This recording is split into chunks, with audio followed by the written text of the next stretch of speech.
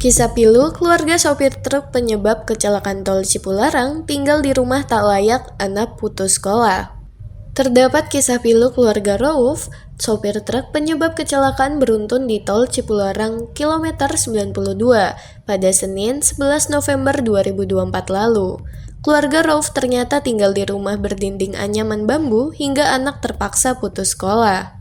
Diketahui, kecelakaan tol Cipularang melibatkan 17 kendaraan hingga mengakibatkan 1 orang tewas dan 27 orang lainnya luka-luka. Kecelakaan nahas itu diduga terjadi karena sebuah truk mengalami remblong.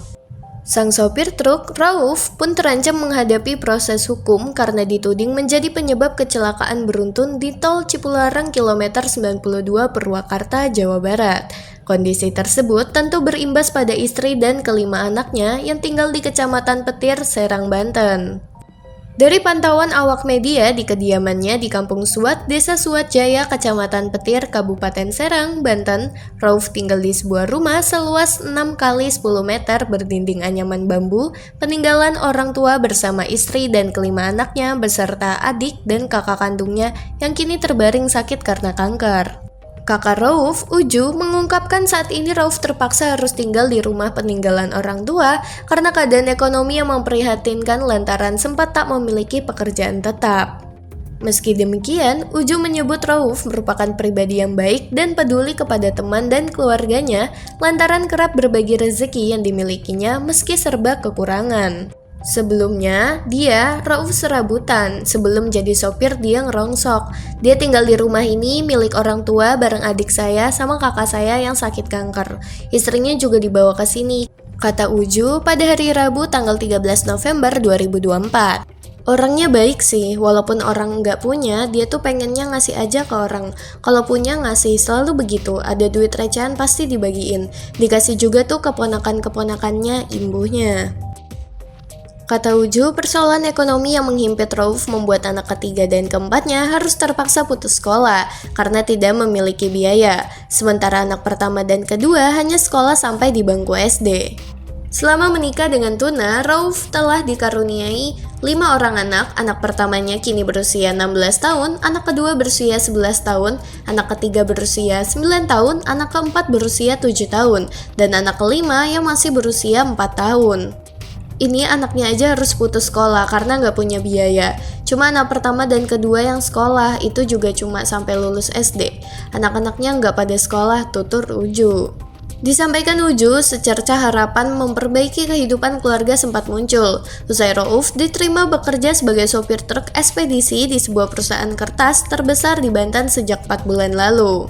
Namun, lanjut Uju, insiden kecelakaan di tol Cipularang kilometer 92 seketika membuat harapan itu sirna. Pasalnya, Rauf bukan saja terancam dipecat dari tempatnya bekerja, namun juga terancam hukuman penjara apabila dinyatakan bersalah atas kecelakaan tersebut.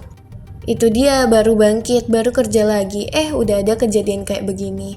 Masya Allah perihnya karena kita orang gak punya, ungkap Uju.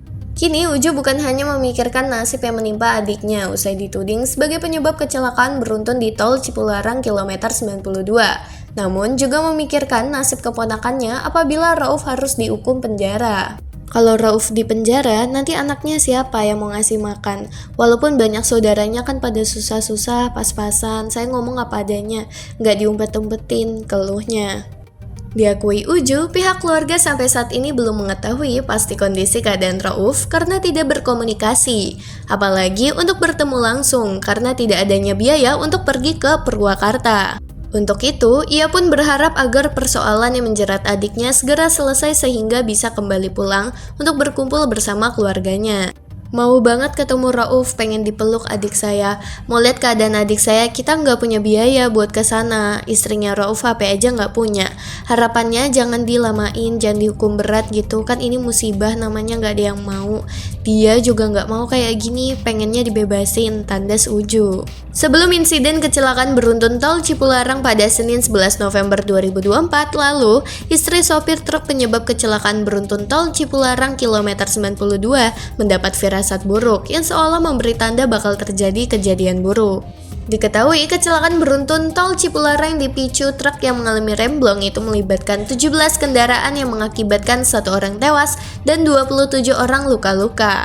Sopir truk bernama Rauf kabarnya akan menjalani pemeriksaan di Polres Purwakarta. Pasalnya, Rauf diduga menjadi penyebab kecelakaan beruntun di tol Cipularang kilometer 92 Purwakarta, Jawa Barat tersebut. Istri Rauf, Tuna, mengaku sempat memiliki firasat buruk sebelum suaminya mengalami kecelakaan beruntun di tol Cipularang. Hal itu dialami Tuna usai suaminya berpamitan dari rumah untuk kembali bekerja sebagai sopir truk. Tuna mengaku kedua anak yang masih berusia 7 dan 4 tahun tiba-tiba mengalami tantrum yang tidak biasa di hari saat suaminya mengalami kecelakaan. Dari hasil pernikahannya dengan Rauf, Tuna dikaruniai 5 orang anak yang masih di bawah umur. Ada firasat, jantung saya deg-degan terus tiap hari pas itu. Waktu kejadian anak nangis terus, itu yang 2, kata Tuna ditemui di kediamannya.